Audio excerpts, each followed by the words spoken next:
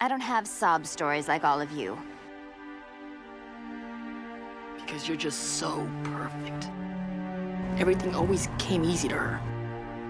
My own mother thought I was a monster. Don't pretend to act proud. You think I'm a monster?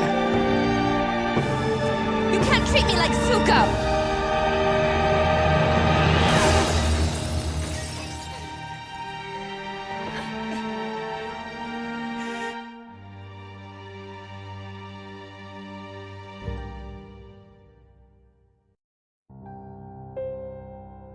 Never before in the 17 years that Avatar has been around have we been able to understand Azula as much as we did until a few weeks ago.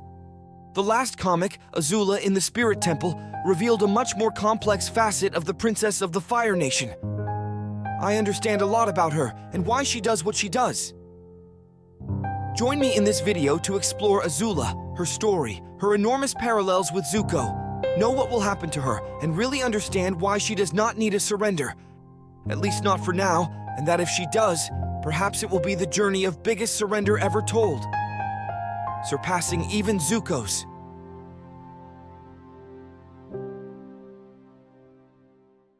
Azula is a character that I have always liked, but we have not had the opportunity to get to know her in depth until very recently. She was always someone who was a perfectionist and talented, a prodigy in everything she did. Someone who, like her father, led through influencing fear in others, who always got what she wanted and was completely sure of herself. During the series, we can live part of its history and understand something more about it. We could divide what we see in the series into 3 stages. First, we have her childhood. She was born 2 years after Zuko, the daughter of Fire Nation Prince Ozai, and named after her grandfather, Azula. She was raised in wealth and privilege, receiving great attention and praise from her family thanks to her being an excellent firebender and being very intelligent. As she grew older, a growing gap grew between her and her brother, as she was Ozai's favorite, just as Zuko was Ursa's mother's favorite, and they each took different paths. However, despite this, Azula had some resentment since she felt that her mother did not love her that much, often seeking to get her attention. Since she was little, the princess showed a clear tendency to be the best at everything, even if to do so, she had to tear down the achievements of others or embarrass them, always trying to stay ahead and constantly seeking to be in control of everything. The death of Azula, the rise to the throne of Ozai, and the disappearance of Ursa strongly marked Azula for the rest of her life, something that we would not explore too much in the series, but that we would know in the last appearance of the character who was a breaking point for his future motivations. But we will discuss this later. The second part of this story happens in the princess's adolescence, which we would see during books 2 and 3. Sent by her father to get rid of Zuko and Iroh, she understands that traveling with the royal caravan would be a bad idea, and decides to recruit her childhood friends Ty Lee and Mai, now also setting the goal of capturing the Avatar. The city of Omashu had already been conquered by the Fire Nation, and now he had to supervise the conquest of the city of Ba Sing Se, first with the enormous drill, but later infiltrating as Kyoshi warriors in the capital of the Earth Kingdom and manipulating the Dai Li to conquer the city from within. During this series of episodes, we get a closer look at Azula's way of leading through fear, and how this works very well, causing fear in her enemies and subordinates, taking power without the need for brute force, but rather strategy. In the Crystal Catacombs, the princess manages to convince her brother to join her, and they return triumphantly to the Fire Nation with a murdered Avatar, and with the most powerful city of the Earth Kingdom in their possession, offering Zuko a chance to surrender. It's not too late for you, Zuko. You can still redeem yourself. This was Azula's strategy to avoid having the prince against her, and later to cover herself in case of future problems with the Avatar. Why did you tell Father that I was the one who killed the Avatar? Unless somehow the Avatar was actually alive, all that glory would suddenly turn to shame and foolishness. During the 3rd book, we get to know the princess a little more in her normal life, seeing her extreme obsession with winning, with maintaining control, and her subtle manipulations to arrange each piece in the order she wants. But everything changes during the episodes of Sozin's Comet. This very controlled and perfectionist part of Azula is lost, showing us a new side of her that we did not know, an Azula who is deranged and distrustful of everyone, leading her to become paranoid. This imbalance happened due to two events. The first is the betrayal of Mai and Ty Lee in the Boiling Rock, and the second is being left out of her father's plan, who left her alone in the Fire Nation and went alone to the invade Ba Sing Se. At that moment, she says, You can't treat me like Zuko! Ozai knows exactly how to manipulate Azula, so she gives him protagonism, telling her that it is something very important and that she should leave it in her hands. Azula begins to lose the reins in both cases because of something very simple for us, but not for her. Feeling betrayed. She feels betrayed by Mai and Ty Lee, by her father for not including her, by the Dai Li for not reaching time, by Lee and Lo. Betrayal is a word that Azula repeats many times during the series, and that we would see as a fundamental axis in her thinking. The loss of control gives free rein to her negative emotions, becoming paranoid, feeling that everyone wants to betray her, and finally leading her to stop thinking clearly, having permanent visions of the first person who betrayed her. Her mother. At the end of her fight with Zuko, Azula is taken to a mental institution in the Fire Nation, but she would later be taken out of there by the same person who imprisoned her, her brother. This is to find Ursa, since the only one who has information about her mother is Ozai, but she refuses to give it to the new Fire Lord. Because of this, Zuko tries to get her sister to talk to the former Fire Lord and find out where her mother is. Azula gets information and escapes to a secret chamber, finding a letter which states that Zuko is not the son of the Ozai, but of a boyfriend from Ursa's youth, Ikem. Therefore, he is not the true heir to the throne. She is. This letter would be something false that Ursa wrote to determine if Ozai was reviewing her correspondence.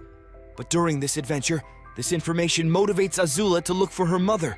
At this point, the princess is very mentally deteriorated, having constant hallucinations of her mother, as we saw during the end of the series. She believes that Ursa somehow convinced everyone, including Mai and Ty Lee, to lose their fear of her, causing them to pull her away and overthrow her. Azula mentions, You have been plotting against me since the day I was born. Even when I was an infant, you saw in me something you never had. Power. During a dream, Ursa tells her something that will have a lot of weight in the future. Give up this quest, daughter. The throne is destined for Zuko, and yours is somewhere else. All your life you have hidden behind a mask of intimidation and fear. Take off that mask, only then you will see how beautiful your true destiny is. These words will take on meaning later. Finally, the brothers find their mother, and Azula is about to kill her. But Zuko gets in the way, trying to make her see reason. Azula says the following, Don't you understand, Zuzu? You and I will finally be free. You from a throne you never wanted, and I from her continuous sermons in my head. Zuko tells her that she is wrong, but she tells him to stop fooling herself, mentioning that the other morning when he had her over the cliff, he could easily have thrown it away, getting rid of it and the letter, but he didn't do it, because he needs it to be free. To which he mentions that he always knew he would be destined for the throne, that their relationship is chaos, and it always was that way, and maybe it will be that way for the rest of their lives. But there is one thing that will never change, and that regardless whatever happens, she will always be his sister. These words manage to move Azula, who sheds a tear, dropping the letter and fleeing into the night, mentioning, Even when you are strong, you are weak, Zuko. Sometime later, Azula would return, this time under the guise of a spirit who would threaten and offer Ukano a chance for surrender, proposing to overthrow Zuko. For this, she would try to eliminate Zuko when he entered the city, since she was returning from the trip she made to Hira in search of his mother. In this way, with Azula on the run and a dead Fire Lord, the one who would retake the throne would be Ozai. But this was not the princess's true plan. Azula and her group, whom she rescued from the same mental institution she was in, disguised themselves as Kamurakiges and kidnapped the children of the Fire Nation, casting doubt Zuko's ability to keep his people safe, causing unrest and weakening the Fire Lord's stability. Zuko and Azula confront each other, the princess confessing that she discovered that her destiny is not to be Fire Lord, and that upon knowing this, the voices in her head fell silent. Azula's new destiny would be to turn Zuko into the Fire Lord she would like to be, someone strong and who rules through fear. This comic ends with a town unhappy with its leader, since the princess's movements made him act hastily, leaving him in a bad light in the eyes of the Fire Nation. While he asks the people for forgiveness, she watches from afar. Disappearing in a cloud of smoke, Azula continues her campaign to destabilize the Fire Nation along with her team, now called Fire Warriors. In an attack on a grain distribution center, she is ambushed by Ty Lee, losing one of her sisters, but also the trust of her group, who follow her with the intention of helping the oppressed, but are acting like criminals. The Fire Warriors realize that they are nothing to their leader, so they go in search of Chiyu, leaving Azula alone. This angers her, telling herself that she will make them pay for betraying her, walking through the forest until hunger and rain overcome her. So she decides to take refuge in a temple of the fire sages in the forest. There she finds an old woman who offers her food and a place to sleep. That night, Azula has a dream, appearing on Ember Island with Lee and Lo, and when she leaves, her entire family is gathered, congratulating her on her feats and being proud of her, even her mother Ursa, who hugs her, but a voice is heard. Background, Mai and Ty Lee, who convince her that something is wrong, causing her to wake up. When she wakes up, the old woman begins to behave strangely, kicking her out of the temple. But when a strange fog comes out of the forest, no matter how hard she tries, she returns to the same place. When she enters, Azula has a series of hallucinations which try to delve into her interior. In her first vision, Azula finds a burned duck turtle toy, and Ursa appears scared. At that moment, she turns into a girl, and a completely happy Fire Lord Ozai appears, who picks her up and congratulates her. Meanwhile, her mother is frozen, splitting her reflection in two. One completely scared, and the other proud of her. But the princess knows that that's not how it happened. Her mother was really afraid of her. The old woman, who we learn is a spirit, confesses that she is only trying to give her what she wants so that she can find peace, implying that her greatest desire is to be loved and accepted by her family. In the second vision of her, it is Ty Lee with whom she fights, and to whom she confesses that Mai ruined her entire team, betraying her and leaving with Zuko. His third vision is Ursa again, to whom he confesses that she ruined her, abandoning her, saving Zuko, and leaving her at the mercy of what her father wanted, a deadly fire-bending weapon. She confesses that she had no choice, and that if she had let Zuko die, she would not have become a lonely person, doomed to be betrayed again and again by everyone. The spirit observes and reaches a new conclusion. Azula wants everyone who betrayed her to ask for forgiveness and return. Let them acknowledge how much they hurt her and promise not to do it again. The fourth vision of her is Mai again, commenting that it can't be true that she believes she is the victim, and that it is likely that people want to betray her because she is a horrible person. Therefore, she gets what she deserves from her. The princess begins to get more and more angry, commenting that she does not believe what is happening is real, and that she gave Ty Lee and Mai the opportunity to have a better life, to be someone. But in the fifth vision, Zuko appears. Zuko tells her that she surrounds herself with manipulable people because he can't stand the idea of being alone, because that would mean dealing with all the horrible things she has done and the people she has hurt, mentioning that she is alone and that there is no one else to blame. But to herself, asking her if she will ask for forgiveness. And Azula, on the verge of breaking, shoots a bolt of lightning at her. The spirit takes its final form, a reflection of what Azula is, a monster, a product of cruelty and desire for revenge that she carries with her and tells her that the temple is sacred and offers people an opportunity to redeem themselves, but she refuses to accept it. Azula responding, "Redemption and apologies are for the weak. I owe nothing. I am Azula, daughter of Ozai, the Phoenix King, and the true Lord of Fire by right." Striking the spirit with a flash of lightning. The temple collapses. Azula is alone in the forest, and when she turns around, we see that it was not an illusion, the spirit was real, and now it is just an insect.